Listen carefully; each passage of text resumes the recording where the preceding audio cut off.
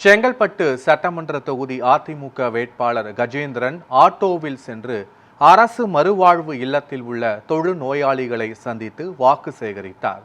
செங்கல்பட்டு சட்டமன்ற தொகுதி அதிமுக வேட்பாளர் கஜேந்திரன் செங்கல்பட்டு சட்டமன்ற தொகுதிக்குட்பட்ட பல்வேறு கிராமங்களில் தீவிர பிரச்சாரத்தில் ஈடுபட்டு வருகிறார்.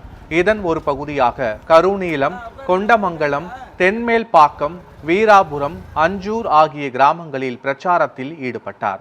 அனைத்து கிராமங்களிலும் பிரச்சார வாகனத்தில் சென்று வாக்கு சேகரித்த நிலையில் பரனூர் அரசு மறுவாழ்வு இல்லத்திற்கு வரும்பொழுது அனைத்து வாகனங்களையும் வெளியே நிறுத்திவிட்டு எளிமையாக ஆட்டோ ஓட்டிச் சென்று மறுவாழ்வு இல்லத்தில் உள்ள 100க்கும் மேற்பட்ட தொழில்நோயாளிகளை சந்தித்து துண்டு பிரசுரங்களை வழங்கி வாக்கு சேகரித்தார்.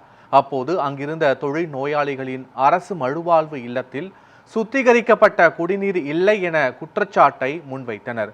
தொடர்ந்து பேசிய அதிமுக வேட்பாளர் கஜேந்திரன், வெற்றி பெற்றவுடன் முதல் பணியாக பரனூர் அரசு மறுவாழ்வு இல்லத்தில் சுத்திகரிக்கப்பட்ட குடிநீர் நிலையத்தை ஏற்படுத்தி தருவேன் என்று வாக்குறுதி அளித்தார்.